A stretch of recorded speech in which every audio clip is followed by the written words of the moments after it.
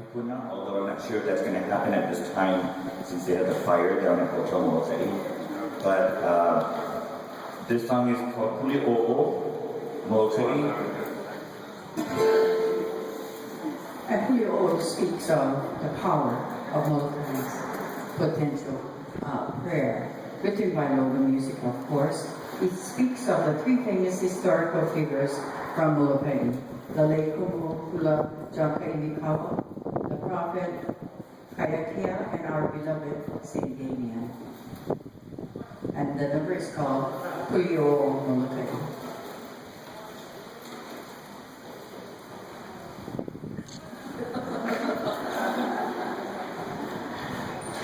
Guys, thank you much for